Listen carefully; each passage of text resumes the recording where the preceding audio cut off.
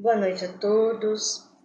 É uma alegria estarmos unidos no objetivo de conhecer os ensinos de Jesus à luz da doutrina espírita. Mas antes de iniciarmos a nossa preleção, vamos nos preparar com uma prece. Vamos elevar nosso pensamento a Jesus, nosso Divino Mestre, rogando que abençoe o nosso propósito na busca da compreensão dos seus ensinamentos e que esse conhecimento possa fortalecer o nosso espírito imortal, nos servindo de farol a guiar a nossa jornada terrena. Na certeza de seu amparo, desde já te agradecemos, Jesus, por essa oportunidade bendita. Nós vamos fazer uma reflexão do capítulo 1 do Evangelho segundo o Espiritismo, que tem por tema: Não vim destruir a lei. Todos nós, espíritos criados por Deus, aspiramos a alcançar um dia a felicidade, a paz, o equilíbrio, a libertação dos erros, dos remorsos, das dores. E só há uma maneira de conquistarmos essa condição: nos harmonizando com as leis divinas. Porém, sozinhos, sem orientação, nós temos dificuldades para compreender essas leis. E esse capítulo vem nos esclarecer sobre 3 principais emissários que tiveram por missão revelar as leis divinas em diferentes épocas da humanidade: Moisés, Jesus e a doutrina espírita através dos bons espíritos. Moisés foi um dos espíritos que Deus enviou em missão no meio do povo hebreu.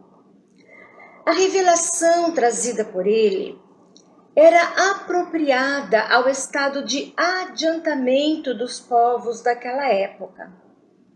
Esses povos eram ainda pouco desenvolvidos moralmente. E por essa razão, na lei mosaica, há 2 partes distintas: a lei de Deus, formulada nos 10 mandamentos que Moisés recebeu no Monte Sinai, e a lei civil, estabelecida por Moisés. Por que ele precisou estabelecer essas leis? Porque necessitava controlar certos comportamentos e ações daqueles indivíduos, em que o senso moral e o sentimento de justiça estavam ainda pouco desenvolvidos. Portanto, há na lei mosaica 2 partes. Uma parte que se refere às leis divinas e a outra que se refere às leis humanas. E qual é a diferença entre as leis terrenas e as leis divinas? As leis humanas foram criadas pelos homens, que são ainda seres imperfeitos.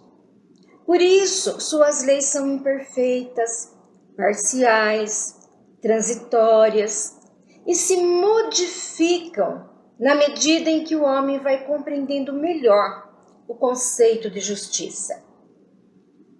As leis divinas são as leis de Deus, que regulam tudo no universo. E elas são eternas, perfeitas, imutáveis, justas, sábias, e impulsionam todos os seres e todos os mundos ao progresso, à evolução. E suas leis nos são reveladas de acordo com a nossa capacidade de compreendê-las, de acordo com o grau de adiantamento intelectual e moral da humanidade. Por essa razão, quando a humanidade estava mais desenvolvida, amadurecida, preparada para receber novas revelações, Deus envia Jesus para impulsionar o nosso progresso moral. Mas será que Jesus anula a lei de Moisés no que se refere à lei divina? Vamos ouvir um esclarecimento do Mestre, através dos relatos do evangelista Mateus, no capítulo 5, versículos 17 e 18. Ele nos diz assim: não penseis que vim destruir a lei e os profetas. Não vim para destruí-los, mas para dar-lhes cumprimento. Porque, em verdade vos digo, que o céu e a terra não passarão, até que não se cumpra tudo quanto está na lei, até o último J e o último ponto. Vamos procurar compreender essas palavras de Jesus. Por que ele precisava afirmar que não veio destruir a lei? Porque estava sendo acusado de desrespeitar as leis de Moisés e dos profetas. Na verdade, o que ele combatia era o abuso das práticas exteriores, as falsas interpretações, o sentimento de vingança que ainda faziam parte dos costumes daquela época. No que se refere à lei humana, à lei civil. E por que Jesus combatia essa lei? Porque a humanidade precisa avançar. Para que o nosso mundo possa progredir, as leis terrenas necessitam se modificar na direção da justiça e do amor, se aproximando assim das leis divinas. E Jesus nos apresenta um Deus clemente, soberanamente justo e bom, cheio de mansuetude, de misericórdia, que perdoa o pecador, que estende a sua proteção a todos os seus filhos. Um Deus que não quer ser temido, mas um Deus que quer ser amado. E quando Jesus diz, não vim destruir a lei, mas para dar-lhe cumprimento, está dizendo da natureza divina da sua missão. Por que ele foi enviado por Deus? Ele foi enviado não para destruir as leis divinas expressas nos 10 mandamentos, mas desenvolvê-las, aprofundá-las, adaptando ao grau de adiantamento da humanidade naquela época. Ele veio ao mundo com a missão de guiar, impulsionar o progresso da humanidade, espiritualizar a humanidade. Ele veio à Terra para nos auxiliar, nos orientar, nos mostrar o caminho seguro para nos aproximarmos de Deus e nos distanciarmos das dores. Por isso, ele vem nos falar sobre o mais elevado dos sentimentos que necessitamos desenvolver se desejamos conquistar um dia a felicidade tão almejada para o nosso espírito imortal. Nos ensina que a lei de Deus somente será cumprida se amarmos o nosso próximo como a nós mesmos. E ele resume os 10 mandamentos em um só mandamento: amar a Deus sobre todas as coisas e o próximo como a si mesmo. E acrescenta: esta é toda a lei e os profetas. O Mestre veio nos convidar a educar os nossos sentimentos e adotarmos novos comportamentos. Comportamentos que demonstram respeito, cuidado, amor para com toda a criação de Deus. Os rios, os mares, as florestas, os animais, os nossos semelhantes. Os mandamentos de Deus, recebido por Moisés, trouxeram a semente que caberia a Jesus desenvolver, aprofundar, complementar, nos fazendo compreender que somos todos irmãos e filhos de um mesmo Pai. Além dos profetas e de Jesus, quais os meios que Deus nos oferece para conhecermos as suas leis? Kardec, nesse capítulo, vem nos falar sobre a importância da ciência e da religião como sendo duas alavancas da inteligência humana. A ciência revela as leis do mundo material, o mecanismo do universo, a física, a química, a matemática, a genética, a biologia, as ciências sociais. A religião revela as leis do mundo moral. A ciência e a religião não podem se contradizer. Por quê? A lição da ciência é descobrir e revelar as leis que regem a matéria. E quem criou essas leis? Deus. Portanto, aceitar as leis da ciência é glorificar Deus, porque tudo é obra de Deus. Se houver, por parte da religião, a negação ou contradição em relação às descobertas das ciências, estarão negando o próprio Deus. Porém, a ciência sozinha não responde às questões importantes para a evolução da nossa alma. Não nos traz respostas sobre o nosso passado, o nosso futuro, como seres espirituais e imortais.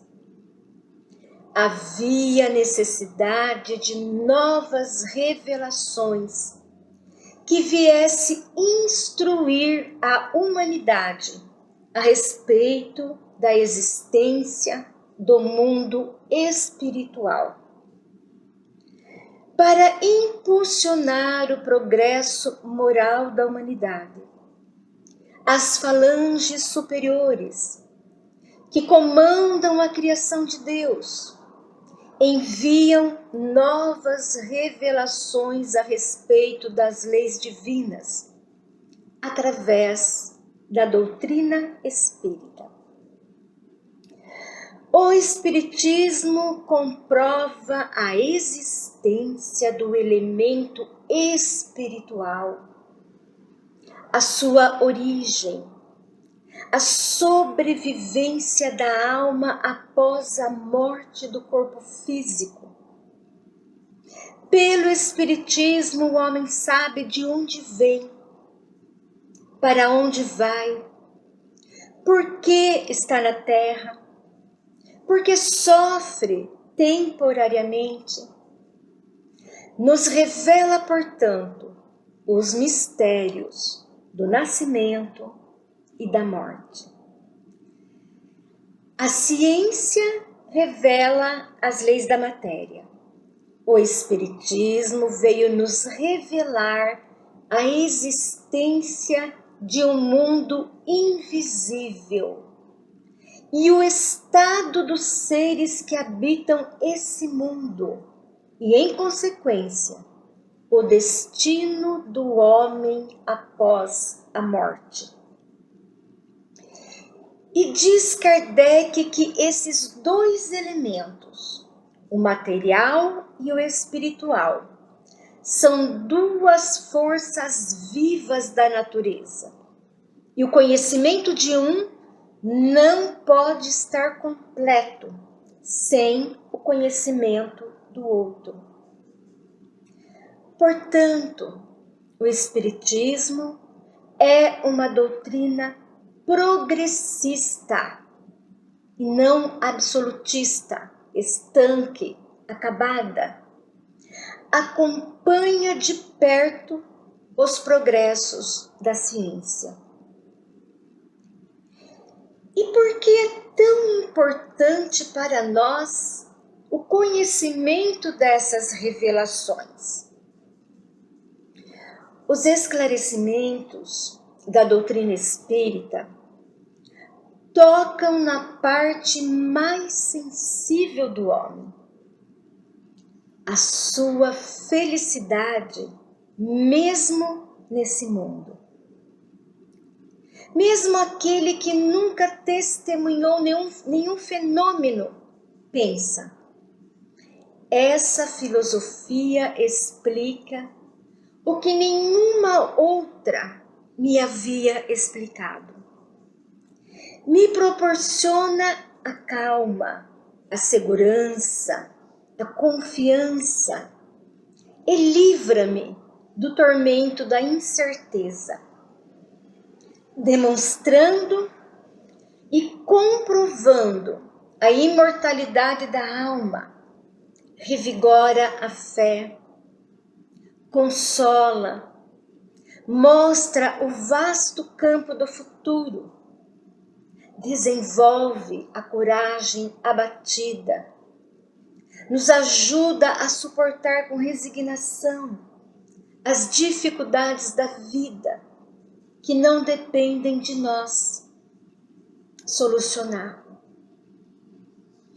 Somente através do conhecimento e vivência das leis divinas, nós iremos encontrar a paz e a felicidade tão almejada para o nosso espírito e para o mundo que vivemos. Todos os males da sociedade são consequências do nosso distanciamento das leis de Deus, que são voltadas para o amor, a justiça, a verdade, a caridade.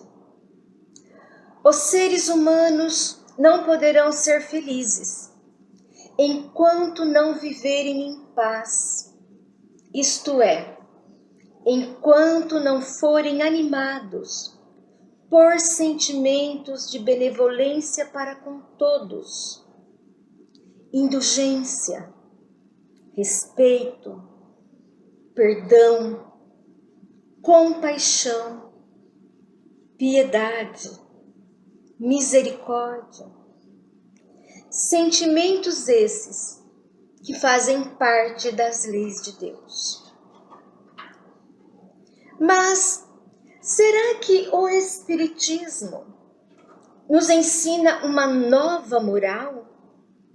Algo superior à moral do Cristo? Não. O Espiritismo não traz uma nova moral diferente da moral do Cristo.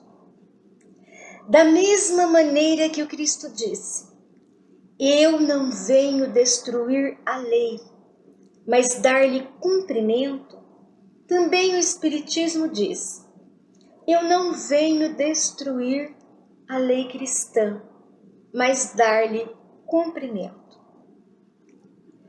O Cristo nos trouxe valiosos ensinamentos. Ele possuía conhecimento altamente evoluídos. Porém, não podia revelar tudo naquela época em que o conhecimento humano era ainda pouco avançado. Não iriam compreender se ele se aprofundasse em determinados conceitos. O Espiritismo não ensina nada contrário aos ensinamentos do Cristo, mas o desenvolve, aprofunda, completa, explica, trazendo novas revelações que nos auxiliam a compreender cada vez mais os ensinos de Jesus. Vem, portanto, reforçar a moral do Cristo e nos convidar a progredir através do nosso melhoramento moral. Vamos compreender o que é esse progresso moral. Quando falamos em melhoramento moral ou progresso moral, precisamos ter o cuidado para não confundir com moralismo ou falsa moral, que pode gerar julgamento, condenação, preconceito, agressão, que são sentimentos contrários à moral do Cristo. Qual é a moral do Cristo? Nesse capítulo, que é o primeiro capítulo do Evangelho segundo o Espiritismo, Kardec faz questão de deixar claro o que é essa moral cristã, através da mensagem de um espírito superior. E diz assim: a moral do Cristo, capaz de renovar o mundo, é aquela que aproxima os homens, faz jorrar dos corações humanos a caridade e o amor ao próximo, e criar entre todos os homens uma solidariedade comum. Dessa compreensão resulta as consequências morais em que o amor, a caridade e a fraternidade se tornam uma necessidade social. Por quê? O progresso, ele acontece individual e coletivamente. Ninguém evolui sozinho, porque nós somos regidos pela lei de sociedade, que é uma lei divina. E em uma sociedade regida pelos princípios espíritas, ninguém deve sofrer injustiça, padecer de miséria, morrer de fome ou ser tratado com desamor. Em uma sociedade regida pela moral cristã, nossos irmãos não serão julgados pela aparência, posição social, pela raça, pelo gênero, pela etnia. Em uma sociedade em que as leis de Deus são respeitadas, o forte é o sustento do fraco. Não existirá a injustiça, a exploração, o preconceito, a intolerância, e todos irão partilhar os frutos da terra e do trabalho, e terão o necessário para o seu desenvolvimento material, intelectual e moral. É a esse resultado que o conhecimento e o respeito às leis divinas nos conduzirá um dia. E diz Jesus nessa passagem que o céu e a terra não passarão até que não se cumpra tudo o que está na lei, até o último ponto. O que ele quis nos ensinar? Por essas palavras, ele nos ensina que aconteça o que acontecer, a lei de Deus será cumprida na terra. As revelações da doutrina espírita, aliada à moral cristã, marca uma nova era da humanidade, com inevitáveis modificações nas relações sociais. E ninguém poderá se opor a essas modificações, porque elas estão nos desígnios de Deus e são o resultado da lei do progresso, que é também uma lei divina. Aprendemos com essas orientações que Deus jamais deixou a humanidade sem a orientação necessária para o progresso dos seres e do mundo. Jesus não veio destruir as leis de Moisés, mas nos fazer avançar, nos convidando a adotar novos comportamentos que nos aproximem da lei de amor estabelecida por Deus. A doutrina espírita não veio destruir a moral cristã, mas confirmar, explicar, aprofundar tudo o que Cristo disse e fez. Nos trazer novas revelações que irão auxiliar a marcha do progresso humano, nos revelando que somos participantes da obra divina e construtores de um mundo novo. Que a luz desses ensinamentos nos conduzam a construir para cada um de nós um futuro mais feliz. E agora, preparados por essa reflexão do Evangelho, vamos fazer a nossa vibração. Que nesse instante possamos sentir a presença de nossos amigos espirituais nos envolvendo com a sua paz.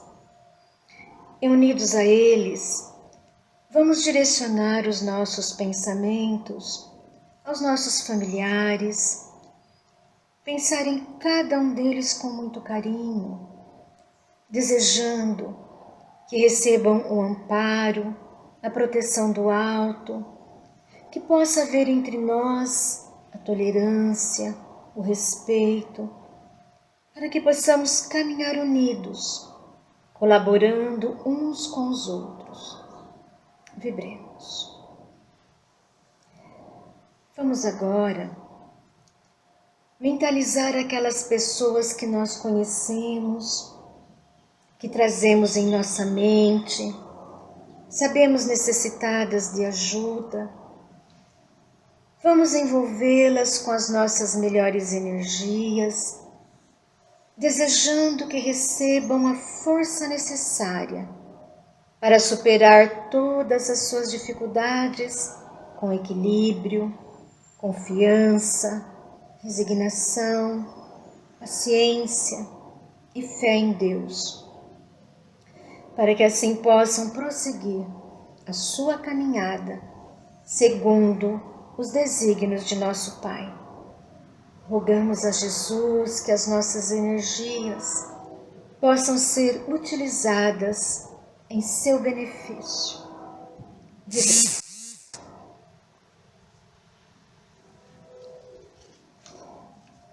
rogamos por nós, Jesus. Ampare o nosso esforço na busca da compreensão das leis divinas que conduz a vida de todos nós e nos faz avançar na senda do progresso através da prática do amor. Que o conhecimento das leis de Deus console nosso coração, fortaleça nossa fé, renove nossas esperanças e ilumine nossa caminhada. Na certeza de que o amor de Deus é infinito e jamais nos faltará, agradecemos por todas as bênçãos em nossa vida. Assim encerramos esse encontro. Agradecemos imensamente a atenção de vocês. Um grande abraço a todos. Fiquem com Deus. Que a fé, a esperança fortaleça a nossa caminhada.